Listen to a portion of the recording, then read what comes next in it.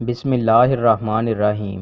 رسول اللہ صلی اللہ علیہ وآلہ وسلم نے ارشاد فرمایا، اگر تم اتنی غلطیاں کرو کہ تمہاری غلطیاں آسمان تک پہنچ جائیں، پھر توبہ کرو تو پھر بھی اللہ تمہاری توبہ قبول کرے گا۔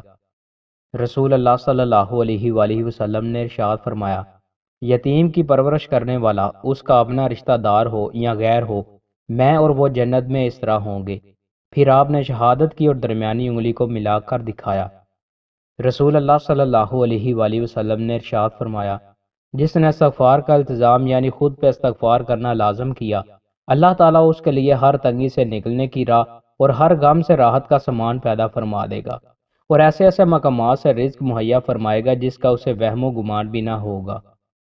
رسول اللہ صلی اللہ علیہ وآلہ وسلم نے ارشاد فرمایا، تم لوگ زبردست پہلوان بہت زیادہ بچھاڑنے والا کسے کہتے ہو؟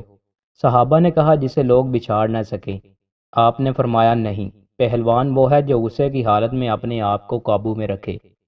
رسول اللہ صلی اللہ علیہ وآلہ وسلم نے ارشاد فرمایا، کسی بھی مال پر اس وقت تک زکوٰۃ نہیں ہے جب تک کہ اس پر سال نہ گزر جائے۔ رسول اللہ صلی اللہ علیہ وآلہ وسلم نے ارشاد فرمایا، شب قدر کو رمضان کی آخری 10 راتوں میں سے طاق راتوں میں تلاش کرو۔ رسول اللہ صلی اللہ علیہ وآلہ وسلم نے ارشاد فرمایا، اللہ تعالیٰ نے فطرانہ عید کی نماز سے پہلے اس لیے فرض کیا ہے کہ روزہ داروں سے روزہ کی حالت میں جو غلطیاں بیہودہ اور فحش باتیں ہوئی ہوتی ہے، صدقہ فطر روزہ دار کو ان گناہوں سے پاک کر دیتا ہے۔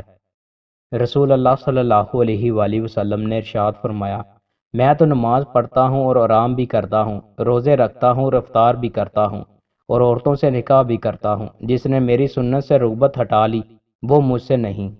درود شریف کی برکات۔ رسول اللہ صلی اللہ علیہ وآلہ وسلم نے ارشاد فرمایا، جمعہ کے دن اور رات میں کثرت سے مجھ پر درود پڑھا کرو، اس لیے جو آدمی مجھ پر ایک مرتبہ درود بھیجے گا، اللہ تعالیٰ اس پر 10 رحمتیں نازل فرمائے گا۔